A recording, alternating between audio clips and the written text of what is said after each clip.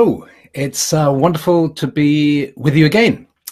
And do type in where you're from. It's lovely. I can see your name there and where you're from. And it's a great way to introduce yourself. And it's lovely to be with you. And so yesterday, I'm just going to wait and see if somebody pops up. I can see. I think. Yes, here we are, Jennifer. Hello. So I know it's working. So great to see you and welcome. Yeah. Yesterday, I announced that I would be handing on my role as Chief of the Order after 32 years of being in this role. And I announced this in Glastonbury Town Hall to several hundred members. And it was really lovely to see everybody's responses. It was just fantastic to get that response and to see the new chosen chief-elect, Emma Burke, to be welcomed by so many people in such a warm way. And you'll see I kind of wrote the essence of what I said down in my blog for yesterday. And Emma and I talked to each other on film, and you can see that on the blog too, if you weren't there in Glastonbury. And thank you too for the emails and messages that I've had from many people. It's very kind of you, and it's lovely to receive them. And it's great to see everybody piling into the Sacred Grove here. Nicole and Mario Lyon from Holland, and Ben and Karen and Steve and Celia and Holly and Jackie and Alana, Fabio, Peter. Great to see you. And I thought what I wanted to do today was to have a rant because what it's important to understand about the English character is it's incredibly inhibiting. We are not Italians. If we were Italian, we wouldn't have a problem. If I was Italian, I wouldn't have a problem. I would simply express myself wonderfully and loudly and boldly. But because I've been brought up in England, I am inhibited. And so I thought I'd do a bit of therapy in front of you. Why not? And I hope you won't mind. And, England is the country that has made an industry out of the phrase, keep calm and carry on. Those of you who have been over here know that there are T-shirts, mugs, huge factories all over the country churning out T-shirts and mugs saying, keep calm and carry on. And so I'm going to try my best to have a rant. And the rant is going to be about time. What better thing to rant about than time itself? And, this is where it connects with what I've just done. I've made a plan for the future in consultation with the Pendragon and the Scribe and others, and made a plan for the future and laid it before everyone in the blog post that I made yesterday and in Glastonbury. And what I want to rant about is this, and of course the thing about ranting is it gives me permission to be a little irrational, and I know you can pick holes in these arguments, but the thing about rants is you just go full tilt. So the rant I'm going to have is about this prevalent idea in the New Age spiritual, alternative spirituality movement to encourage us to live in the now. That wonderful book, The Power of Now by Eckhart Tolle, has been hugely responsible for this. This idea that we have to live in the now and be in the now as much as possible. And of course, the problem with that is we immediately create a rod for our backs. Every time we find ourselves thinking about the past, plotting and planning in the future, we beat ourselves up because we're not in the now. Tell me if you do that. I'd be interested to know whether you catch yourself telling yourself, oh, I should be in the now, but somehow I'm not.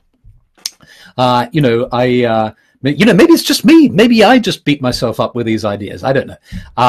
But for me, with this kind of psychological approach, there's this related idea, the same idea really, which is called provisional living, which is, we spend so much time regretting the past, thinking about the past, planning for the future, that we're not living in the moment. And so provisional living is our great enemy. So we have to live in the moment. But of course, it's all the time, says Beth. Me too, says Carol.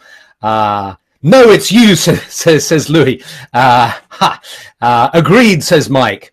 So, this is the thing. We have a natural tendency. I guess it comes from childhood where we're told to do things. We take on board an idea. The idea sounds great. And then we beat ourselves up if we're not following that idea. And as Darian says, it's tough being in the now all the time. Well, okay, here's my point. Who's in the now all the time? Children. Children are in the now all the time, which is why, the kids are lovely. And, what's that phrase? You've got to be as little children to get back into the kingdom of heaven and all that sort of stuff. But it's adult to think about the future. And it's a mark of adulthood to have this repository of memory of the past.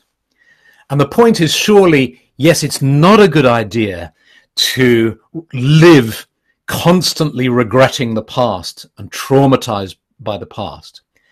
And it's not a good idea to be constantly worrying about the future. Of course not. But what it is good, I believe, to do is to honor the past, the future, and the present. And this is what we do in the Druid tradition. The Bardic tradition is a whole school or stream or work of honoring the past, honoring the ancestors, honoring our memories, honoring history and heritage. And you can even say that it's the past and future that make up the bulk of our reality. The present is an ever-fleeting moment, but our reality is woven, makes up a weave of, well, this is the first time this has happened, that the phone has rung during I remember Tea with Penny when she threw the phone out of the door. I haven't had to do that, luckily. Somebody else has taken the call. So, okay. So I have this vision of a sort of braided knotwork of past and future together, and just these moments, this fleeting moment of the present going through. Patricia says that's why mindful living actually pays off, because of course there's the rub in that. If you actually do try to live in the present, as you're living, you try to be as open as possible to the moment, then of course you're creating fabulous memories and you're influencing the future in the best possible way. That's the redemption in it, of course, So so this is the idea. And I'll tell you how I got to it. I went to see my mother, who's 95, living in a nursing home around the corner. I asked her how she was, and she said to me, I'm making progress. And that absolutely touched me.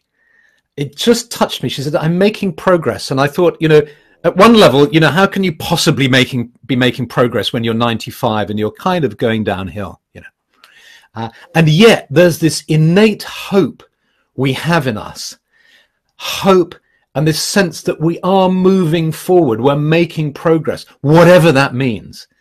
And I was very touched by that. And I realized that that's what I do. I often sort of lie in bed after a long day and I feel somehow that I'm making progress. I'm moving forward. And that's what kind of triggered off these thoughts for me the other day. That it's the most natural and human thing in the world to hope for the future.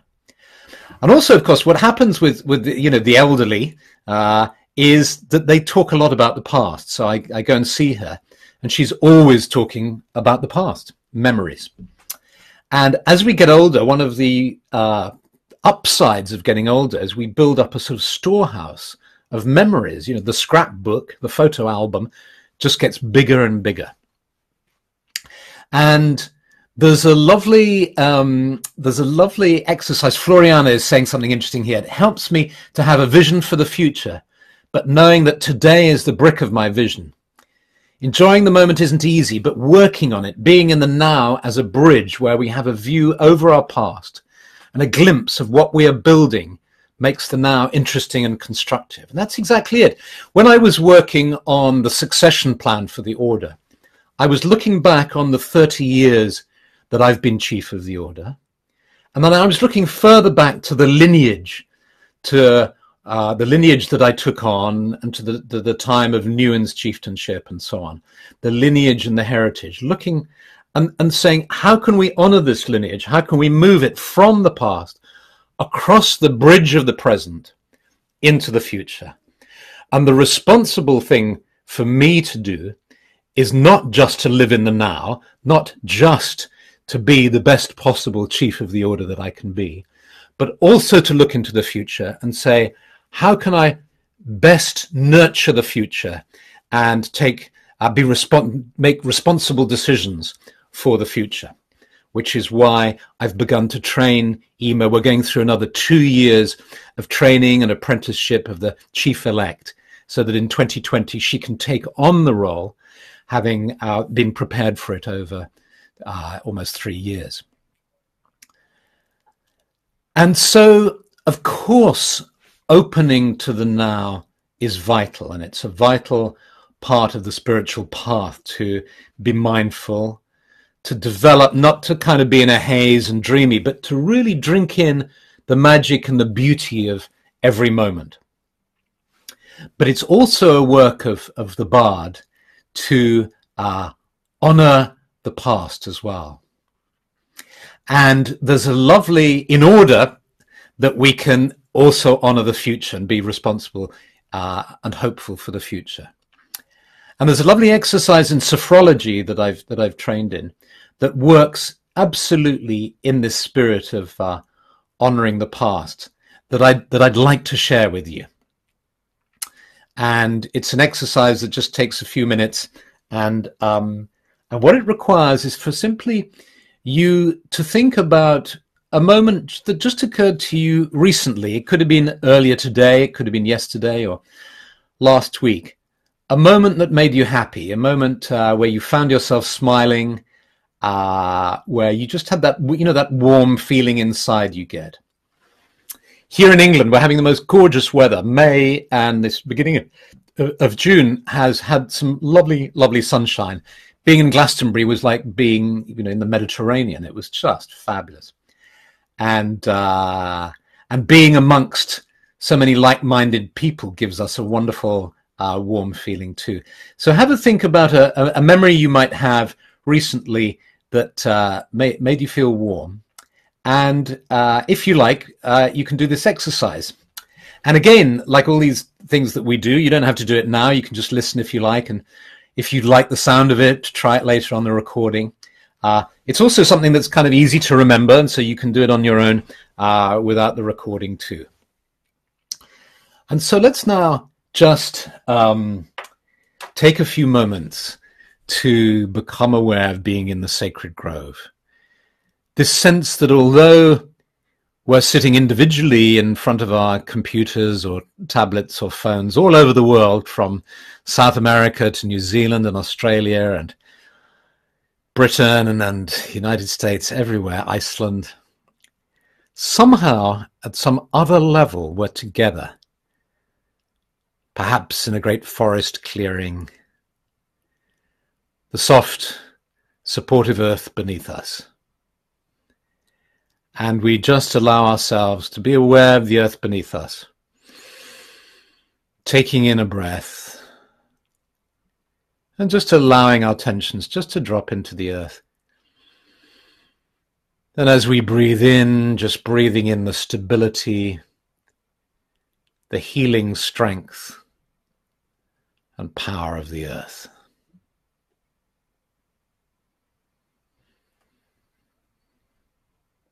And then around us we sense the trees. We feel them rooted deep in the earth. We sense their trunks soaring up into the air, and their branches and leaves, the crowns of the trees, reaching out with their green leaves, catching the sunlight, so that we sit in dappled shade. And we can smell the trees. We breathe in the energy of the trees that brings us strength and healing.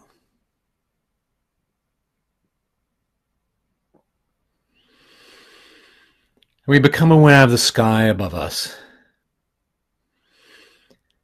And as we breathe in the vitality and the energy of the sky. And with every breath in, we feel this vitality and this energy flowing into us. And the energy of the sky meets the energy of the earth within the center of our beings. And now, being seated here in this safe, protected space, just allow yourself to just squeeze or tense up every single muscle in your body. Just tense it up just as much as you can without feeling uncomfortable. Just tighten, make a silly face because nobody can see you. Squeeze, squeeze, squeeze every muscle in your face, in your body. Tighten your legs, calf muscles, thigh muscles, pelvic floor, tummy, chest, shoulders, and then let go. Whew. And as you let go, just breathe out, allowing the tension to go. Do it one more time. And as you do it, this time, breathe in. And at the top of the breath, hold your breath. Squeeze as much as you can, every muscle, until you can't hold the breath in anymore. And then let the breath out. And as you let it out, just go woof, like that. And just let all the tension out. So you breathe in. And as you get to the top of the breath, hold the breath in. Squeeze, squeeze, squeeze, squeeze, squeeze. Woof. Release, relax, let go. Keeping your eyes closed, just breathe in deeply. Breathe out deeply. And then letting go of an awareness of the breath, just call to mind your happy memory, just a memory of the time recently that was just so pleasant for you. Just call it up, just see it as clearly as possible.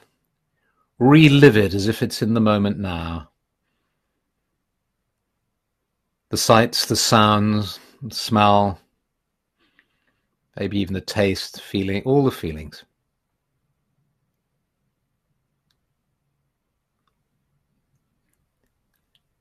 Just bask in the memory.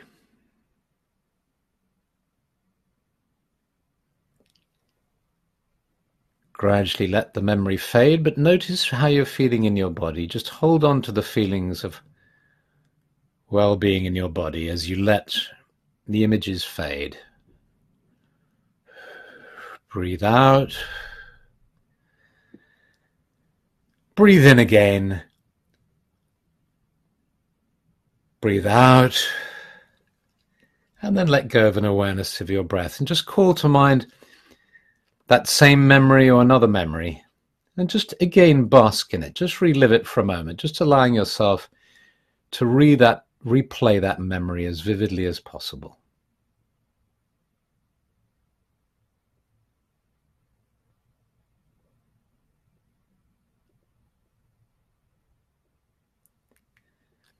Really enjoy this memory. Notice where you're feeling it in your body. And gradually allow the impressions of the memory to fade away as you keep on to the feelings of well-being in your body.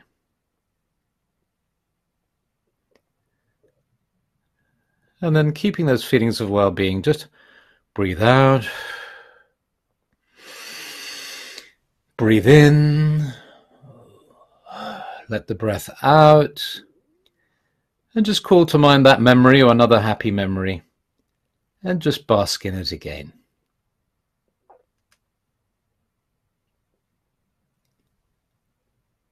Relive it as vividly as possible.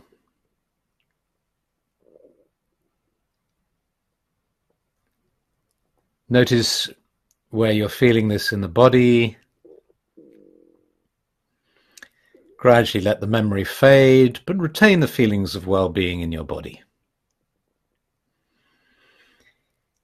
Keeping these feelings in your body and knowing that you have the capacity to live a life full of happiness and well-being, to have confidence and trust in yourself, to harmonize every aspect of your being. You slowly become aware of being in the sacred grove, the trees around you, the earth beneath you, and the sky above you. Again, retaining these feelings of well-being, you allow your awareness of the sacred grove to start to fade now too. Just gently fading as you become fully conscious of being present, here and now, seated in front of your computer or phone or tablet, fully present. And when you feel ready, you open your eyes.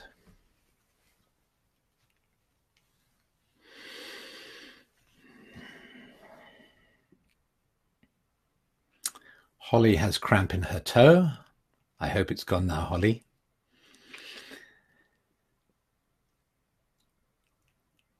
So lovely to experience that with you. You see how it just took us 10 minutes. We just relaxed a bit.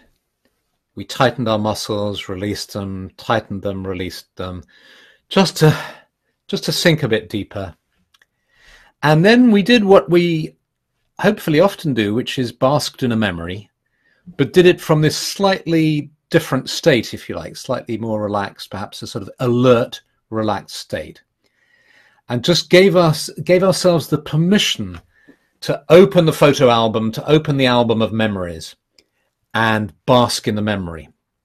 And what it's working with is it's working with this understanding we now have from neuroscience that the nervous system can't distinguish between fantasy and reality, between what's really happening and what happened in the past. This is why in PTSD, the body reacts so intensely to memories. But this is using it in this mechanism in a positive way, so that we work with the power of our nervous system to encourage a positive attitude and feelings. And Jesse's saying, does sophrology work on the assumption that physical stimulus can help ease mental tensions, as mental stimulus can create physical response? That's absolutely it. So we're working, and this is, the area that interests me so much, where you take neuroscience and psychology, and you also honor and keep spiritual tradition and spiritual understanding, put them together, and you have wonderful methods like this to open to the healing power of the past, the celebration of the past, the enjoyment of the past. And one can also do that to encourage hope in the future as well. So, and Mark, you're saying you have PTSD. This is a wonderful way to work with PTSD. So what you're doing is, as you know, the nervous system grows like a forest. We use this image of the clearing in the forest. And as you know, the nervous system is like a forest. We talk about dendrites and in the nervous system. And what happens with PTSD and difficult experiences, you create certain pathways which turn into vicious cycles of pathways. So in working like this, you're creating virtuous cycles, different pathways through the forest.